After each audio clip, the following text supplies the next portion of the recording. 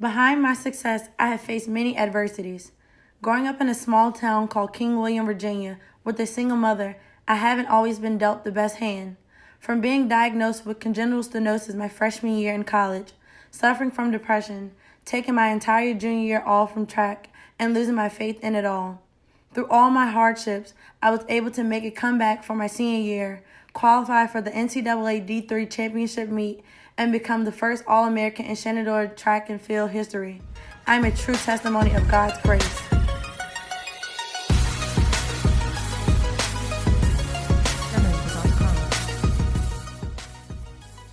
Everyone has a story, and this one is hers. So then, knowing that I had made it to nationals, it was like, this is truly nothing but God. And it didn't hit me that I was going to nationals till the day of. Until Morocco texted me, it was like, are you ready? Is this really happening? So I just felt so much pressure with the send-off that Wednesday, the basketball team and the different coaches, everyone in Shingleton, like the staff in there. I was just like, am I really going to nationals after all that I've been through? And felt that going to nationals, I couldn't come back empty-handed. That just put me in the mood like I am race ready. I am where God has led me to be. I've worked hard for this. I've trained. I've trusted in my coaches. I've trusted in the process. And I just got on the line and did what I had to do.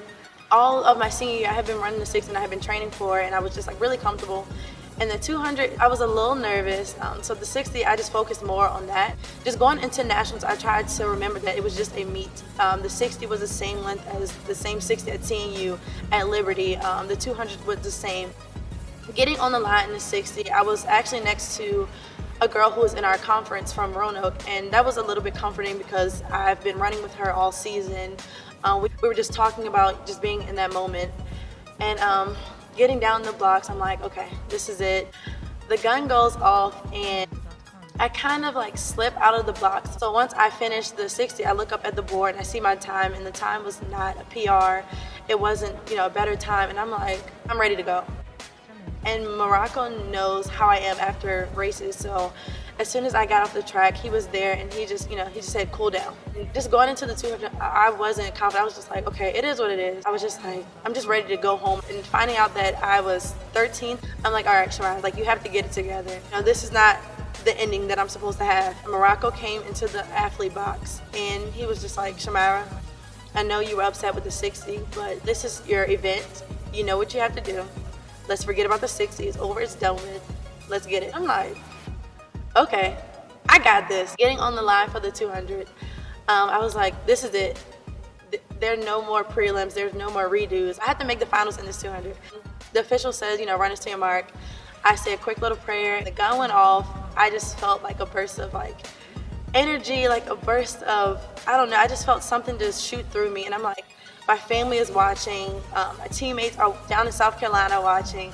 Morocco's in the stands going crazy, drinking Red Bull, doing what he does. And I'm like, all right, I gotta finish this. Coming off the first curve and heading onto the first back stretch of the 200, I'm like, all right, I'm in a good position. I'm establishing some ground. Going onto the second curve, I'm like, this is where I get nervous.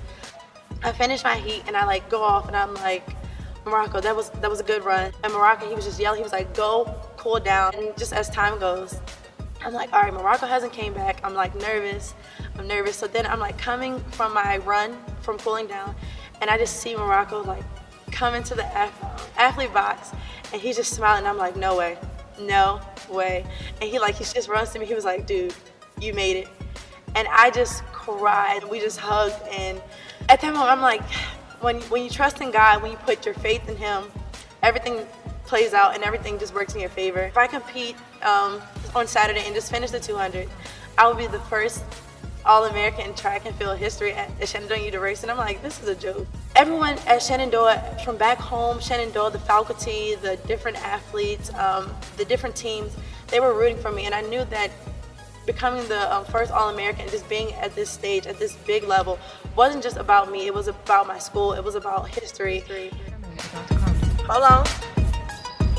Carmax, on you? No, that's ghetto. Ew, look where I go. Oh my gosh, I'm sweating.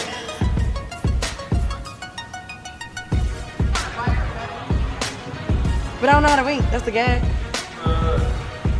Alright. Wait, can you start it? Because once you he first play, then you